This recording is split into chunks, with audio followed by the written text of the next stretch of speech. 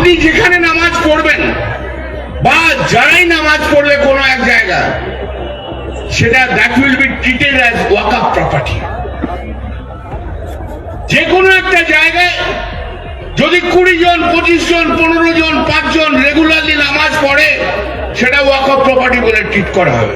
মানে নির্দিষ্টভাবে কল্যাণ বন্দ্যোপাধ্যায় যে কথাগুলো বললেন, রাজভবনে যদি প্রতিদিন কিছু সংখ্যক মানুষ তারা প্রার্থনা করেন, তাহলে রাজভবন ওয়াকফ সম্পত্তি, ইডেন গার্ডেন ওয়াকফ সম্পত্তি, রেড রোড ওয়াকফ সম্পত্তি। আদালতে যায়, আদালতকেও ওয়াকফ সম্পত্তি ঘোষণা করে দেওয়া যায়, সুপ্রিম কোর্টে তো যাওয়াই যাবে না।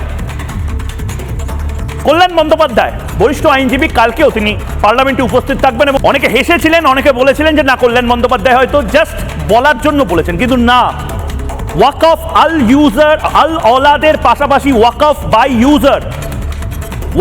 ইউজার এই সংস্থান এতদিন অবধি দিয়ে এসেছে। 20 জন ধর্মপ্রাণ মানুষ একটা জায়গায় যদি প্রার্থনা রোজ দিন করেন, সেটা যদি রেড রোড হয় তাহলে সেই রেড রোডটা ওয়াকফ সম্পত্তি, সেটা যদি বাড়ির ছাদ হয় সেটা ওয়াকফ সম্পত্তি, সেটা যদি রাজপ্রাসাদ হয় সেটাও ওয়াকফ সম্পত্তি, সেটা যদি কোনো বস্তি হয় সেটাও ওয়াকফ সম্পত্তি।